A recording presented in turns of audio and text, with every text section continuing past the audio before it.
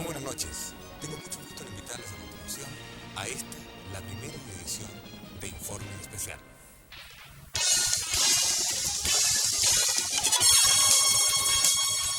Centenares de niños son atendidos anualmente en diferentes servicios de urgencia a raíz de graves lesiones causadas por sus propios padres.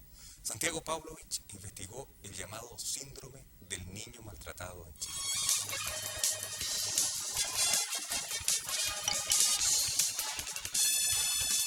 Lo que ustedes veían corresponde al primer capítulo de Informe Especial, un 7 de junio, jueves 7 de junio de 1984, y de una forma muy particular, después vamos a profundizar, comenzaba el que es, sin lugar a dudas, el programa más importante en el género de reportajes en la historia de la televisión chilena. Casi 40 años después, muy en la tónica de lo que ha sido siempre el sello de Informe Especial, siempre adecuándose a la época, adecuándose a nuevas eras, a nuevos años.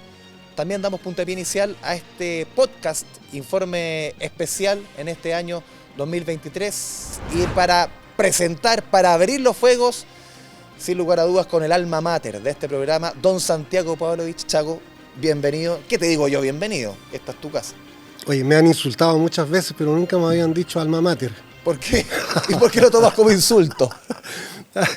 No, porque en realidad tiene que ver con la universidad, con el saber, con la superioridad intelectual y no es el caso. Soy un periodista, tal vez el periodista más antiguo, bueno, del canal de todas maneras, y de la televisión chilena casi con seguridad. Mira, creo que Carcuro es más antiguo que yo, pero puede ser. Por algunos meses nomás. A pesar de que este programa, como bien tú sabes, comenzó en la dictadura, comenzó en 1984. ¿Comenzó como un experimento? Comenzó no como un experimento, ya habíamos hecho algunas cosas, había otro programa que se llamaba Suceso, ¿ya? Pero era una intención que teníamos varios periodistas, todos de la Universidad de Chile, de tratar de hacer un periodismo en cierta profundidad. ¿De la misma generación se conocían todos? De casi la misma generación. Ya. Marcelo Araya, un par de Pato años más Caldichuri, joven, Caldichuri era prácticamente el mismo año, Alipio estaba un año más bajo que yo en la universidad, y Guillermo Muñoz era más joven también.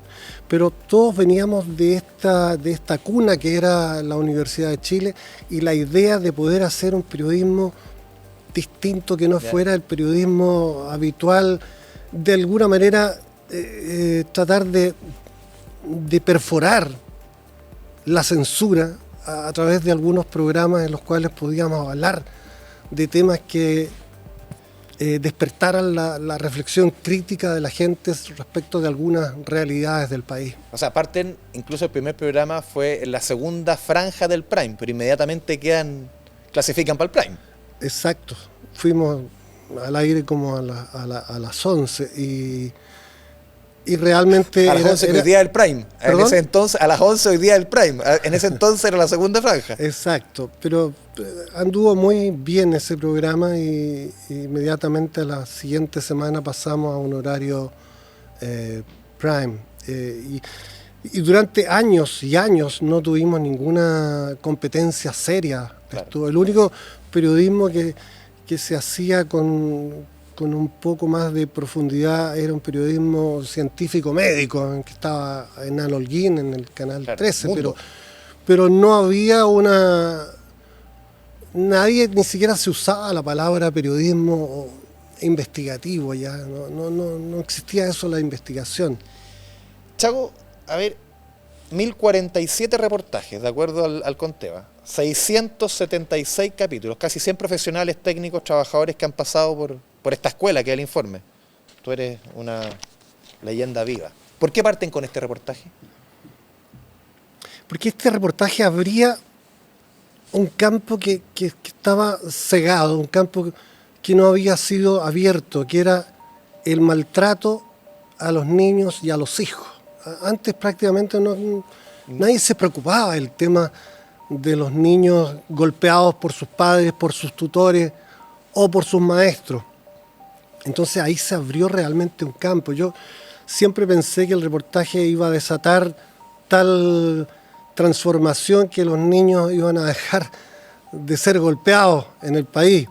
¿Te La verdad es que me decepcionaste? Porque equivocaba, no ocurrió, ¿no? me equivocaba rotundamente, porque los niños siguieron siendo golpeados hasta el momento, golpeados o despreciados o se han transformado a veces en parte de una separación y de lo que proclama la mamá y de lo que defiende el papá.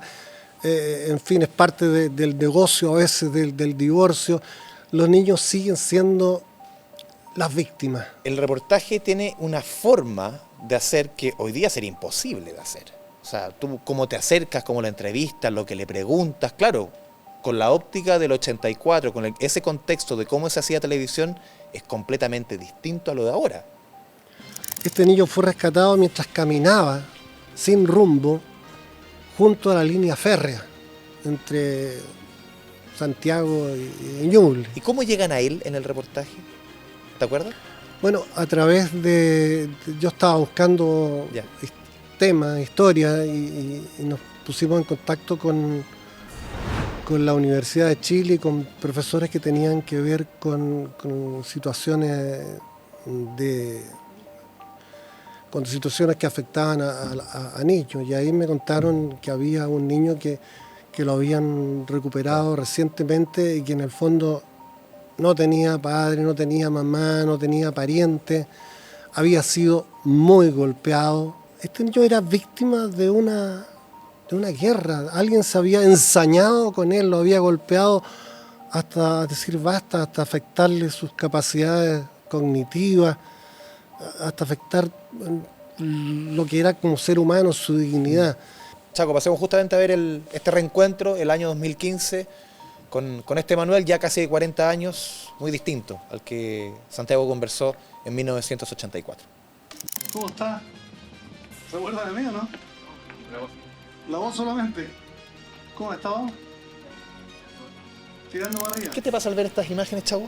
En el fondo, ver ese reencuentro en el patio aquí trasero del canal. Me produce una congoja, la verdad. Pero hay cosas que a mí me pasan que en el fondo digo, si no me hubiera sacado un ojo, Claro. cuando perdí el ojo quizás habría sido distinta mi vida, habría sido otro mi destino. Pero bueno, me pasó eso, perdí un ojo y en el fondo durante muchos años la pasé mal, pensando que era muy feo y que era desagradable de ver incluso. ¿Y mal no te fue? No, pero es una cosa, por ejemplo, hasta ahora los niños me dicen quítate el parche, porque hay una cosa como morbosa, ¿ya? Y eso lo sentía yo ya durante muchos años, porque durante muchos años no usé este parche. Ocupaba los anteojos oscuros. ¿Ah? Ocupaba los anteojos oscuros. Siempre ocupaba anteojos oscuros, digamos, porque me pasaba que yo decía, en la gente, en la televisión, incluso siendo estudiante de periodismo, yo voy a escribir, voy a ser un periodista de diario, trabajar en La Tercera, en El Mercurio, en La Nación, pero nunca voy a hacer de la televisión, porque la televisión llega... Y aquí llevas Gente 54 años linda. trabajando en tele. Llega gente buena moza, así como tú. Entonces, el resto de los que somos feos no tenemos posibilidad de llegar. Entonces ¿Qué te creís feo? empecé a usar anteojos oscuros. Incluso iba a cosas en la noche con mis anteojos oscuros, digamos. Y ese era un problema particularmente para relacionarme con mujeres. Porque en el fondo tú decías, me saco y van a ver esta herida atroz que tengo en el ojo.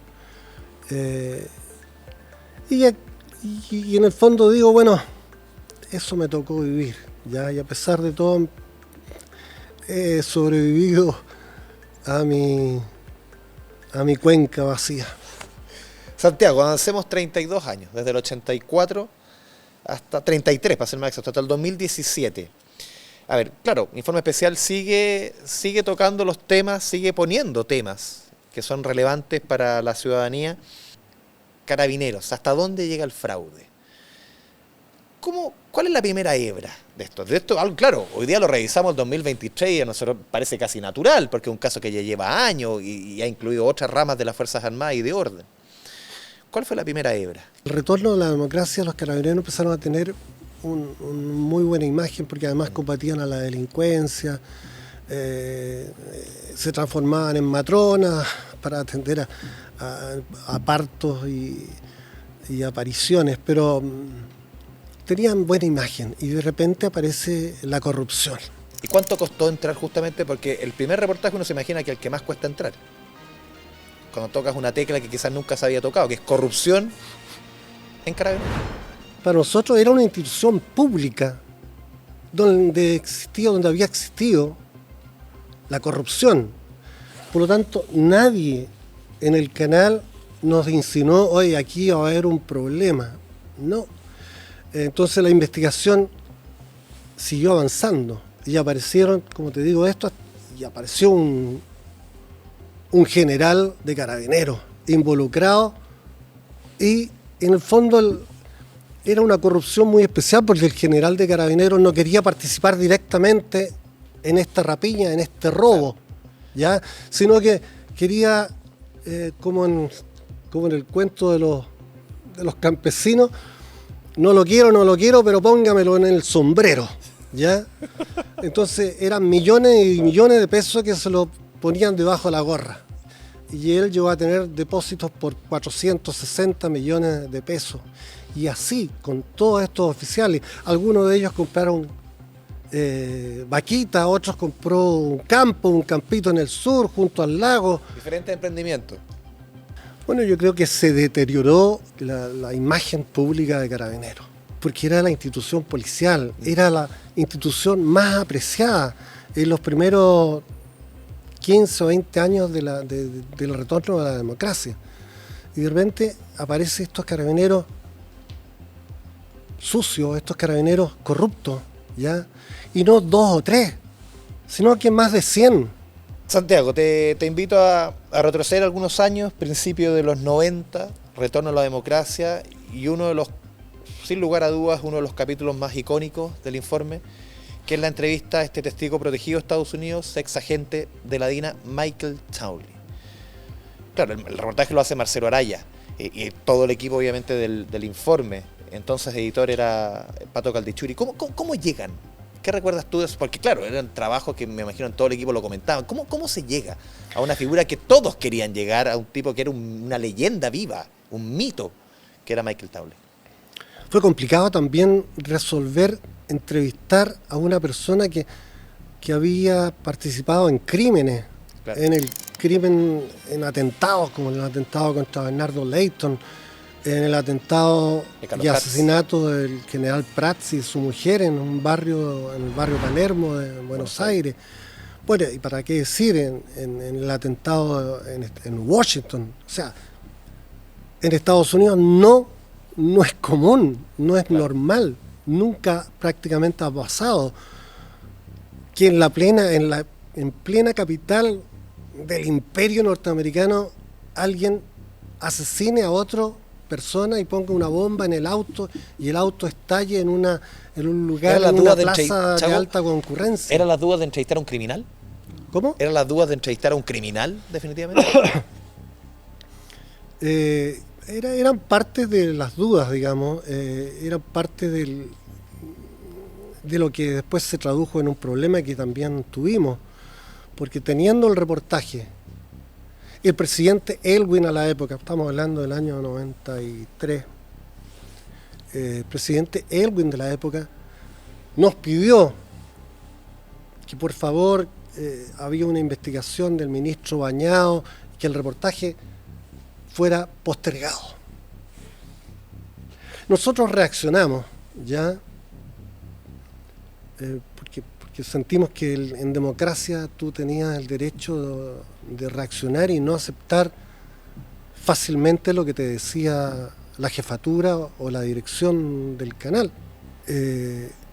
la decisión del canal en ese momento fue de postergar, aceptar la petición del presidente Elwin, postergar la transmisión, la emisión de este reportaje, porque había una investigación que estaba realizando el ministro Bañado, ¿ya? Y nosotros, a mí por lo menos me pareció que no tenía nada que ver eso. Una cosa es la investigación que hacía Bañado y otra cosa era lo que nosotros podíamos investigar, reportear y hacer una entrevista en Estados Unidos con el principal agente de la DINA, de la Dirección Nacional de Inteligencia, la persona que estaba conectado, que había sido ordenada, que había sido mandatada para asesinar al canciller Letelier, al ex canciller Letelier en Washington, y que había sido mandatada en su momento para asesinar al general Prats y a su mujer en Buenos Aires, que había intentado y que no lo había logrado asesinar al que fuera secretario general del Partido Socialista, Carlos Altamirano, y que había intentado asesinar a Bernardo Leighton y a su mujer en Roma. O sea, era una capacidad que tenía la dictadura y la dirección de inteligencia para actuar fuera del país, que era tremendo. O sea, parece de película. Chaco, te invito a revisar justamente lo que fue parte de esta entrevista exclusiva de 1993 a Michael Townley. Nunca han tenido suficiente hombría de pararse y decirse, sí, yo hice esto, el país no es responsable por mis hechos, soy yo quien lo hizo. Yo, durante los juicios aquí, y digo, siguiendo las órdenes recibidas de cooperar en la investigación de la muerte de Orlando Letelier, del asesinato de Orlando Letelier, me declaré culpable, estuve en las cárceles estadounidenses, norteamericanas, y en todo momento esperando que General Contreras, don Pedro Espinosa, asumieran sus responsabilidades y libraran al país, al patrimonio nacional del país, que no es dinero, es la respetabilidad de la nación. Y decir, señores, fuimos nosotros. Santiago, tú nos contabas antes, claro, que el gobierno le hacen como un parelé, esto no sale al aire. Después de esa situación, ¿cuánto tiempo después? ¿Te acuerdas más o menos cuánto tiempo después sale el reportaje? La semana siguiente. Fue tal no sé cómo llamarle, el escándalo o las reacciones que tuvo esta petición del presidente Elwin, que el programa salió una semana o 2 semanas después, ¿no? Sin ningún corte, sin ningún raspado del programa. Oye, incluso hay una historia, una leyenda que pasaba con la cinta. ¿La cinta la tenían media fondeada? ¿O no? Porque era en otro formato, no es como ahora. O sea, y eran cintas que no eran chicas. Eran cintas. Entonces nosotros nos preocupamos de que nadie tocara a esa cinta. Realmente en este caso el programa salió tal cual había sido planificado. Un reportaje tremendo. O sea, un reportaje en que Townley habla de lo que hizo, de cómo puso la bomba, cómo se manejó con cubanos en Florida. Que le da la orden, que era el Manuel Contreras. Contreras le dio la orden, claro, obvio. Que eso en el fondo Contreras siempre trató de decir, no, si Townley era un agente claro, de la CIA, ya entonces no respondía a nuestros requerimientos u órdenes. No, este tipo, Michael Townley, Michael Vernon Townley, en el fondo él era como un soldado del ejército chileno que simplemente estaba cumpliendo una función. Él estaba obedeciendo órdenes y él se sentía muy bien en este acto de obedecer órdenes de Espinosa, el general Espinosa, claro, el general Pedro Espinosa. Contreras. Él era parte de un organismo, ¿ya? Él cerca de su casa, él dice haber sido testigo de cómo mataban a Carmelo Soria, que era un ex diplomático español que lo asesinaron cerca de su casa ahí en la dehesa. Él era una persona bien conectada socialmente, estaba casado con con la señora Calleja, Mariana Calleja, escritora. que tuvo 3 hijos Sí. y que era escritora, y que de repente organizaba lectura y tenía una suerte de cenáculo literario en esta misma casa donde habían torturado a Carmelo Soria y después lo habían matado. Chago, en esta misma historia, ¿qué genera este reportaje? O sea, ¿qué recuerdas? Pues, han pasado 30 años, obviamente, y tantos reportajes que uno quizás la memoria empieza a fallar, pero ¿qué es lo que genera? Uno se imagina que incluso las investigaciones relativas a derechos humanos, en esta temática, esto hay como un antes y un después, ¿no? Bueno, yo diría que no genera tan grandes cambios porque el hombre, Michael Townley, estaba protegido por la legislación norteamericana. Era un testigo protegido. Él era un testigo protegido. ¿Por qué? Porque había confesado Sí. todo. Quién le dio las órdenes, con quién se conectó. En el fondo, a los norteamericanos les dijo todo. Y los norteamericanos de alguna manera se comprometieron con él a cuidarlo e impedir que alguien lo asesinara, porque él, hasta la misma entrevista con Marcelo Araya, él estaba preocupado de que algún agente chileno lo asesinara. Oye, ¿qué pasó en el equipo? ¿Hubo amenazas? ¿Hubo problemas después? ¿O en No, la interna? generalmente las amenazas siempre te llegaban porque esos tiempos realmente eran de mucha gente que había sido partidaria de Pinochet y que le parecía que no se podían descubrir este tipo de cosas porque el país no estaba para esto, el país estaba para el olvido y el Claro. perdón, Como un punto no estaba final. para estas revelaciones escandalosas. Entonces habían periodistas incluso de derecha que en el fondo decían que esto había sido pésimo, un pésimo periodismo y algo que no se debería haber hecho porque en el fondo introduce elementos perversos en la reconstrucción de la democracia en Chile. Fue muy complejo quizás convencer a Townley, que incluso uno, conversando con parte del equipo te decían que incluso días antes, cuando estaban ya, la entrevista estuvo a punto de caerse. Porque esto era una historia que involucraba a un asesino que había cometido muchos delitos, pero el principal delito era haber asesinado a un chileno y a su secretaria en el centro del poder norteamericano. Si es que esa cuestión era Claro. muy fuerte, eso nadie se imaginó que un país chico como Chile iba a tener un servicio de inteligencia con esa audacia, ¿ya? Con esa falta de escrúpulos para decir, sí, voy a asesinar a este señor y lo voy a asesinar en Washington con una bomba. Por eso era un tema realmente que tenía que manejarse con mucha discreción, con sigilo, con secreto.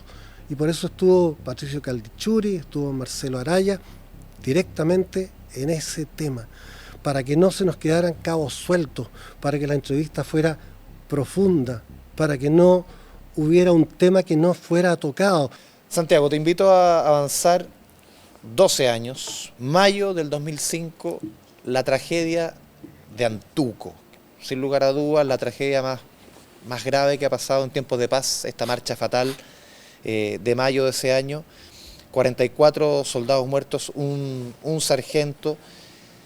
Claro, tú llegaste pocas horas después de lo que fue la tragedia de Antuco. O sea, tú incluso llegaste a lugares que nadie pudo llegar. Uno trabajaba ya en prensa acá, y tú llegaste a lugares que solamente podían llegar militares, autoridades. Ahí está, ahí tú.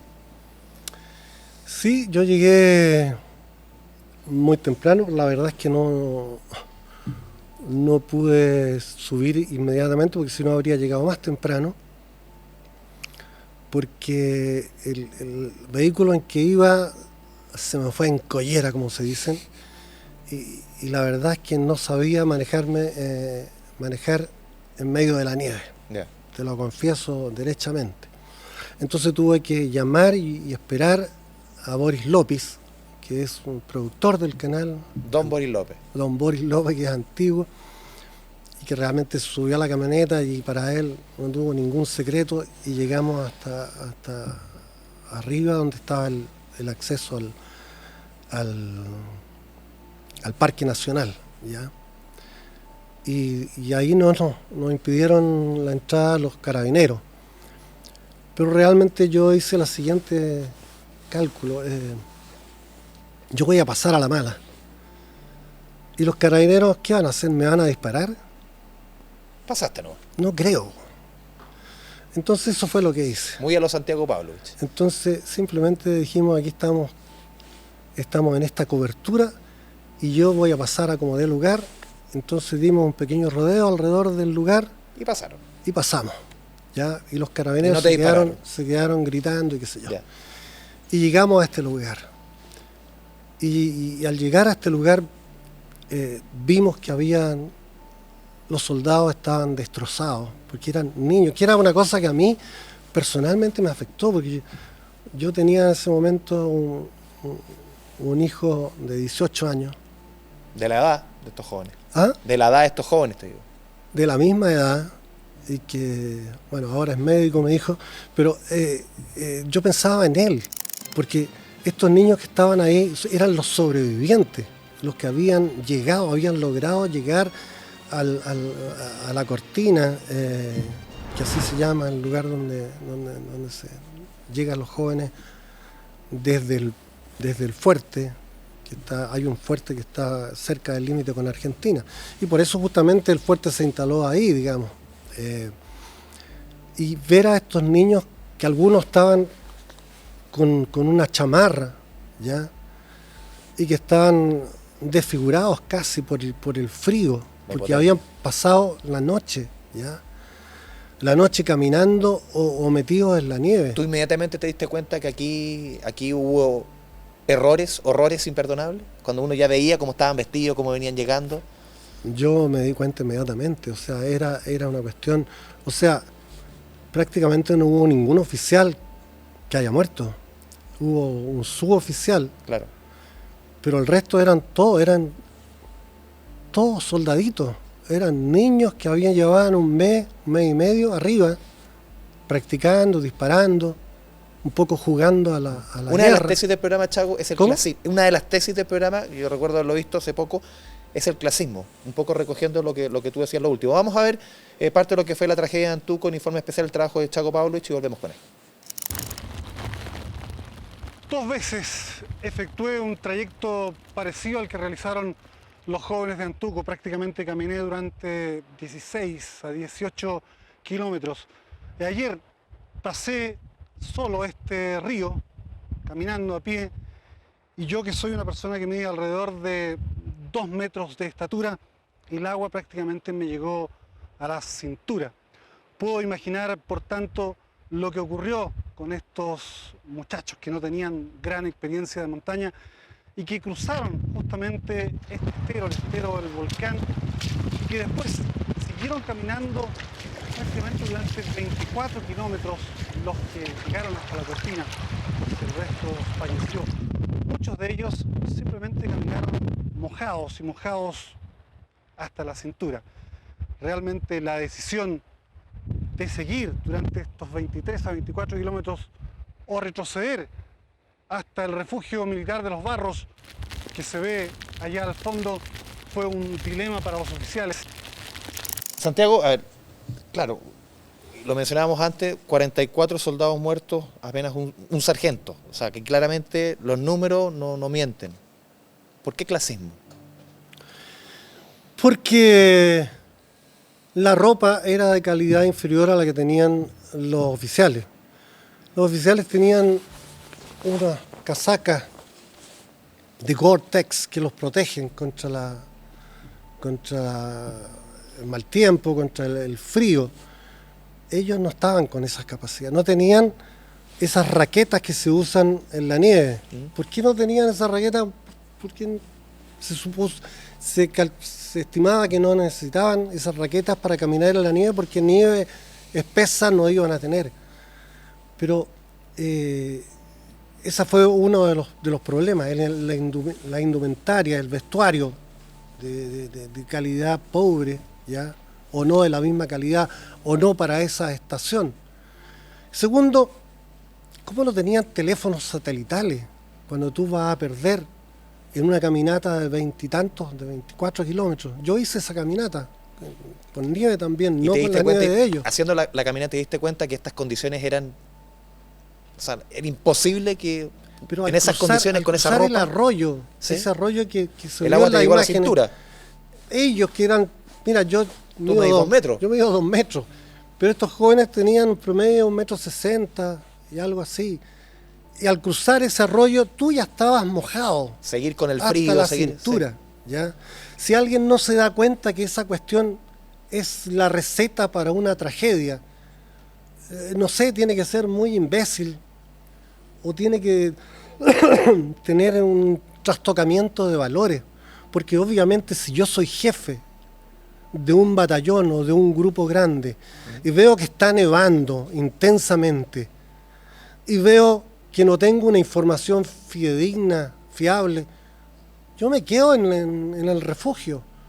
Pero no, hubo un grupo que se quedó en el refugio y que se marchó al día siguiente o subsiguiente. Bueno, se salvaron todos, entre ellas todas las mujeres que estaban arriba también. Pero aquí tú dices, ¿cómo el coronel, el capitán, el mayor, los tipos que estaban en Los Ángeles, en la sede del regimiento, cómo diablos, cómo crestas no se dan cuenta de que se está viviendo un momento especial, clave, y que la nieve va a masacrar a estos niños? ¿Cómo no, llegado el momento, cómo no tienen información respecto de qué hacer cuando la nieve es de tal magnitud, de tal entidad? ¿Ya? ¿Cómo no hacer una suerte de iglú y juntar a varias personas para ver hasta que pase esto? Pero nada de eso ocurrió.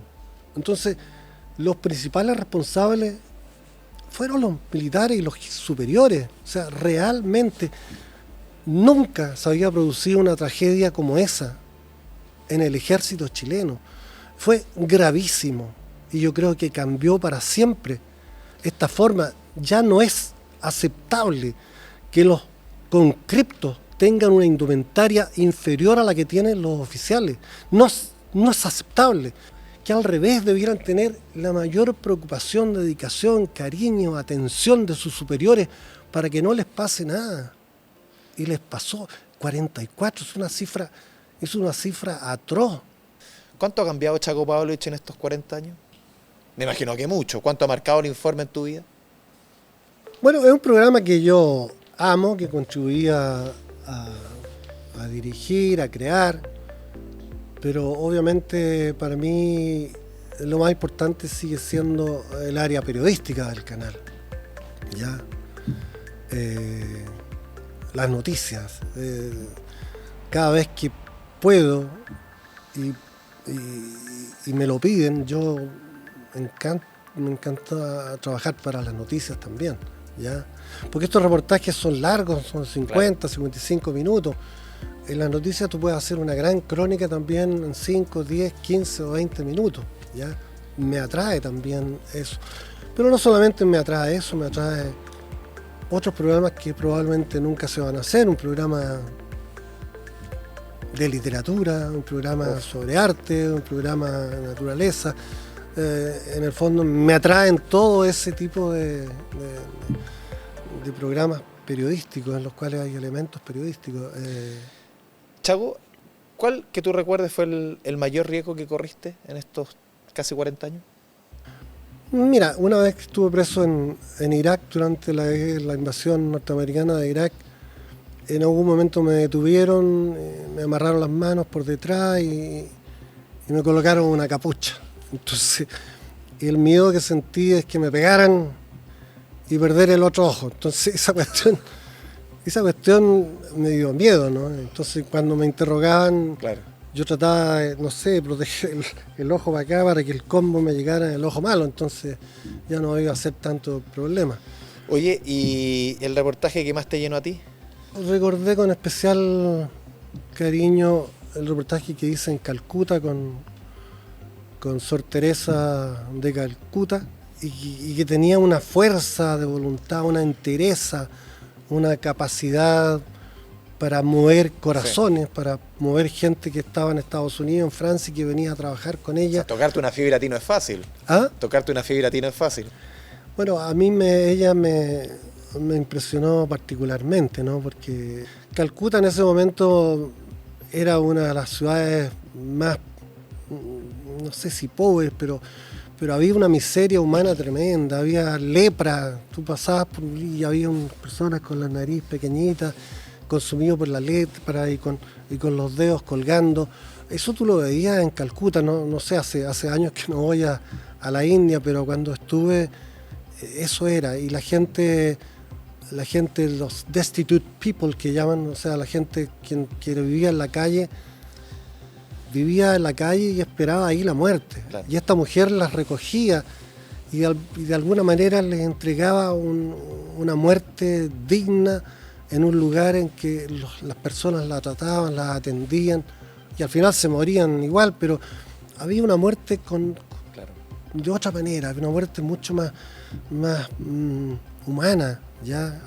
Con gente que te hacía sentir afecto, calor, y que te hacía sentir que la dignidad no era solamente una palabra, sino que se ejercía en estas personas, en estos lugares. Chaco, en estos 40 años, ¿cuántos cumpleaños te perdiste? ¿Cuántas ceremonias familiares? ¿Cuánto te recuerdas algo así especial? Dice, en un reportaje, no sé, pasó algo familiarmente y me lo perdí. ¿Cuánto te perdiste?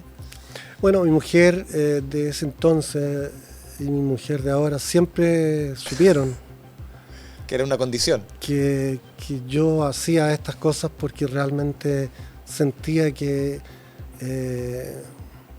podía hacerlo y que además me parecía que era relevante una mirada, un ojo, una visión monocular respecto de lo que estaba pasando en el mundo. Y por eso estuve en Irlanda del Norte mientras luchaban católicos con evangélicos, por eso estuve en Israel y en Palestina, porque había un conflicto espantoso que aparentemente no tenía o no tiene ninguna solución ad porta en el corto plazo. Por eso estuve en África y en Irak y en el Líbano y en otras partes en Bosnia, imagínate, en Bosnia, cerca de donde nació mi papá, ver a estas personas que se involucraban en una guerra fratricida, porque al mismo tiempo eso te permite tener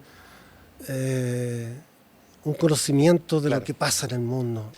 Santiago Pavlovich, un honor conversar contigo. Encantado. Muchas gracias. A todos ustedes, muchas gracias por acompañarnos en este informe especial, en esta edición de podcast, y nos vemos en una próxima oportunidad. Que les vaya bien. Hay historias, Y arrancaron investigaciones en la jerga que necesitan un informe especial.